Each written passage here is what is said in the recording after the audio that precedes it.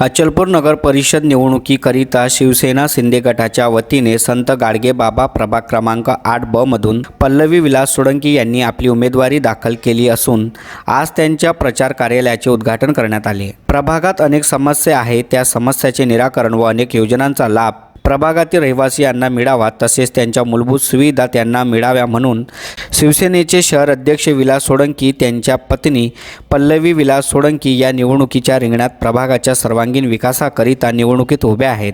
आज त्यांच्या प्रचार कार्यालयाचे उद्घाटन करण्यात आले। या उद्घाटनाला शिवसेनेच्या उपनेत्या प्रीतीताई बंड पाटील साहेब, नगराध्यक्ष पदाच्या रेखाताई गडरेल तसेच मोठ्या संख्येने शिवसेनेचे पदाधिकारी व कार्यकर्ते उपस्थित होते।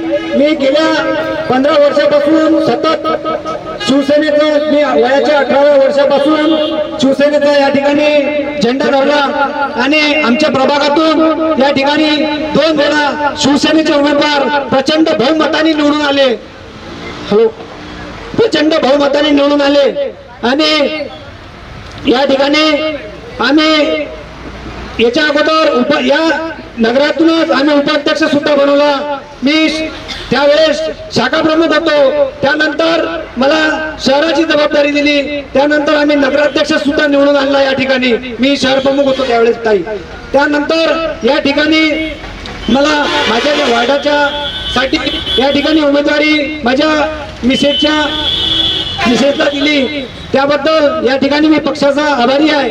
पण ताई, मी सतत या ठिकाणी 15 वर्षापासून सतत पक्षाच्या साठी झटत आलो आणि लोकांच्या समस्या सोडवत राहिलो आणि मी एक वेळा मला निवडणूक लढायची आहे या ठिकाणी आणि लोकांनी मला त्या उत्स्फूर्तपणे मला प्रतिसाद दिला की नाही, या ठिकाणी यावर्षी तुला निवडणूक लढावीच लागेल। मी त्या लोकांचा सुद्धा या ठिकाणी खूप आभारी आहे। या ठिकाणी त्यांनी मला जी उभं राहण्याची जी संधी दिली, खरोखर मी त्यांचा खूप आभारी राहील। यानंतर ज्या त्यांना समस्या येतील, या अगोदर मी 5 वर्षाच्या अगोदर कोरोना आला होता ताई पाटील साहेब, या कोरोना काळात मी त्यांच्यासाठी भरपूर समस्याचं या ठिकाणी निवारण केलं। कोरोना काळामध्ये लोकांना ज्या अडचणी आल्या, कोणाला सॅनिटायझरचे फवारे आणि या स्टेटच्या बाहेर जर कोणाला जायचं असेल तर त्यांना स्टेटच्या बाहेर सुद्धा मी या ठिकाणी तहसीलदार एसडीओ साहेबांच्या माध्यमातून या ठिकाणी मी त्यांना स्टेटच्या बाहेर सुद्धा अदर स्टेटच्या बाहेर सुद्धा मी या ठिकाणी त्यांना पोहोचवलं आणि गेल्या काही अनेक समस्या मी या ठिकाणी वार्डामध्ये प्रभागामध्ये सोडवल्या ताई पाटील साहेब आणि बंडूभाऊ आणि आमचे प्रीतेश भाऊ हे सर्व माझ्या कामाला पाहतच राहतात आणि या ठिकाणी दरवेळेस या ठिकाणी ज्या लोकांनी मला या ठिकाणी उभं राहायची जी संधी दिली, मी त्यांचा या ठिकाणी त्यांच्या मतांनी मी ते विजय होईल आणि माझी मिसेस या ठिकाणी निवडून जाईल, तर मी त्यांचा खूप मोठा आभारी राहील।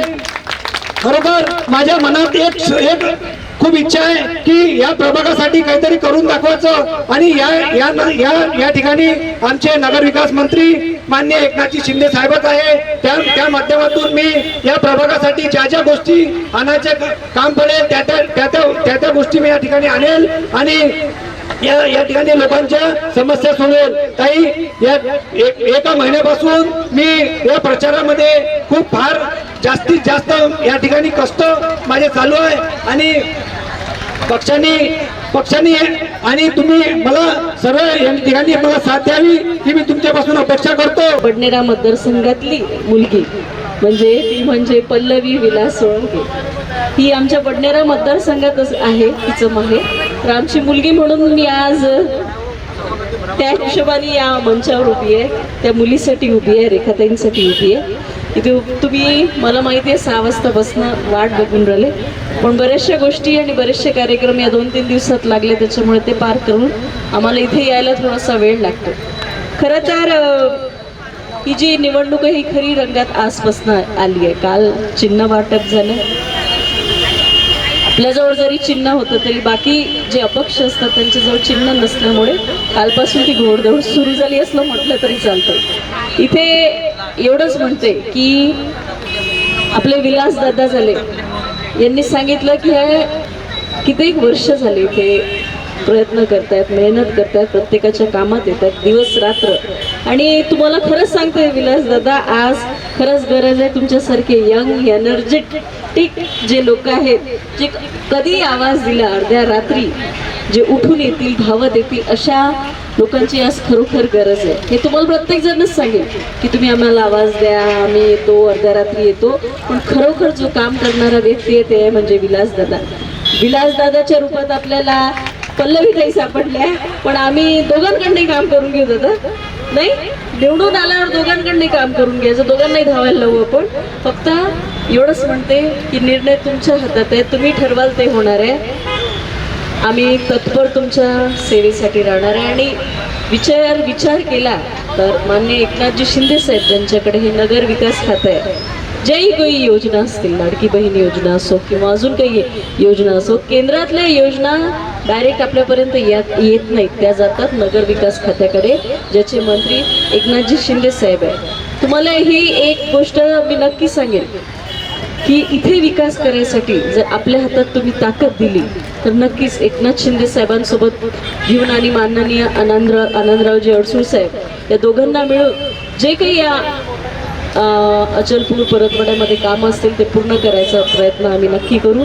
आणि पुन्हा सगळ्यांना म्हणते की तुमची जबाबदारी आहे, आमचा हा भार आम्ही तुमच्यावर टाकतोय, कारण तुमचं एक एक मत आम्हाला कुठेतरी जिंकून देणार आहे. म्हणून एवढंच म्हणते की जो व्यक्ती उभा आहे त्याच्याकडे बघा, पक्ष जाती धर्म हे बाजूला ठेवून खरोखर काम करणारे, प्रामाणिकपणे माणुसकीने काम करणारे आणि तुमच्यासाठी धावून येणारे जो व्यक्ती असेल त्याच्यासाठी तुम्ही नक्की मत मारा. आणि मला असं वाटते त्यातलेच आमचे विलासदादा आहे. आणि याच्या पुढे आम्ही पल्लवीताईंना पण अशाच प्रकारे काम करायला लावू. बस एवढंच म्हणते की जय हिंद, जय महाराष्ट्र. खरं म्हणजे विलासने खूप काही मेहनत घेतली, पण त्याच्या तकदीरात नव्हतं. शेवटी तकदीर पाहिजे सगळ्या गोष्टीला. पहिल्या वेळेला उभं राहणं, निवडून येणं म्हणजे अनेक वेळा लोक अनेक वेळा उभे राहतात, परंतु मी आणि संजय पण असा लकी ठरलो की उभं राहिलो, निवडून आलो. आणि भाग्यवान एवढं ठरलो का आम्ही निवडून आलो, सत्ता आली. हा, त्याला तकदीर पाहिजे असं आहे.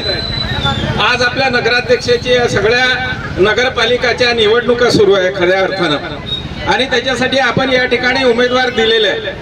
खरं म्हणजे माणूस जगत असताना जो जीवनामध्ये आपल्या काहीतरी जो बदल झालेला आहे जगण्यामध्ये, त्याच्याकडे पहिल्यांदा आपण बघितलं पाहिजे.